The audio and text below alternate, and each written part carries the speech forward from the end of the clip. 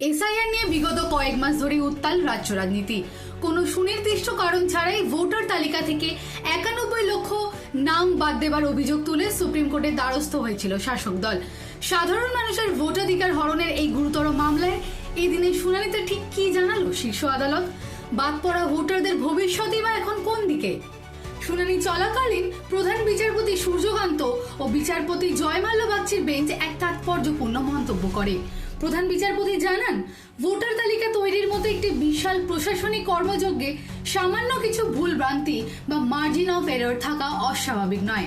আবেদনকারীদের পক্ষ থেকে গণহারে নাম বাদ দেওয়ার অভিযোগ তোলা হলেও আদালত মনে করছে কেবল কিছু পদ্ধতিগত ত্রুটির কারণে পুরো প্রক্রিয়াকে এখনই প্রশ্নের মুখে দাঁড় করানো যাবে না। এদিনের শুনানিতে বিচারপতি জয়মাল্য বাগচি একটি গুরুত্বপূর্ণ পয়েন্ট তুলে ধরেন। তিনি প্রশ্ন তোলেন, কেন পশ্চিমবঙ্গে বারবার এই লজিক্যাল ডিসক্রিপেন্সির অভিযোগ আসছে? তিনি আরো বলেন, যদি জয়ের ব্যবধান 2% হয় এবং 15% ভোটার ভোট না দিতে পারেন, তবে সেটা নির্বাচনের স্বচ্ছতাকে নষ্ট করে। ভোটারদের সুবিধার্থে একটি শক্তিশালী আপিল ব্যবস্থা থাকা অত্যন্ত জরুরি।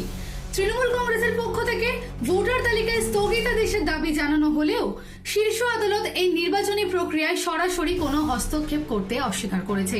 আদালত স্পষ্ট জানিয়েছে, যাদের নাম বাদ পড়েছে তাদের জন্য নির্দিষ্ট আইনি পথ বা স্ট্যাটিউটরি রেমেডি রয়েছে, অর্থাৎ সরাসরি সুপ্রিম কোর্ট নয়, তাদের প্রশাসনিক স্তরে লড়াই করতে হবে এই বিষয়ে। যাদের নাম তালিকা থেকে বাদ গিয়েছে তাদের জন্য সুপ্রিম কোর্টের নির্দেশ অত্যন্ত স্পষ্ট। বিচারপতিরা জানিয়েছেন, বর্তমানে 19টি ট্রাইব্যুনাল এই বিষয়ে কাজ করছে। যাদের নাম বাদ পড়েছে তাদের যথাযথ তথ্য প্রমাণ সহ সেই নির্দিষ্ট ট্রাইব্যুনাল অর্থাৎ কর্তৃপক্ষের কাছেই যেতে হবে।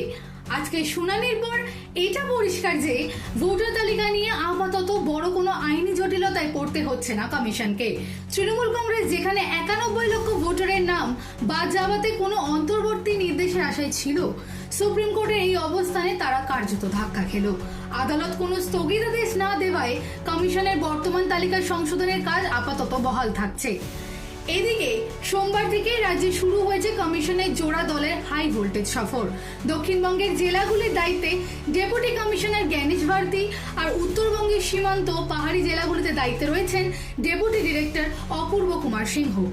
ভোটার তালিকা নিয়ে সুপ্রিম লড়াইয়ে আজ কাঙ্ক্ষিত স্বস্তি পেল না আবেদনকারী শাসক দল।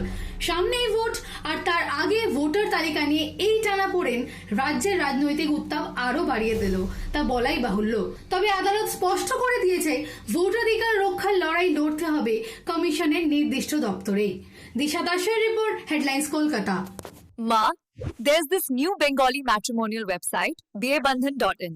It's safe, verified, and just for us. Really? देर न करें, आज ही रजिस्टर करें।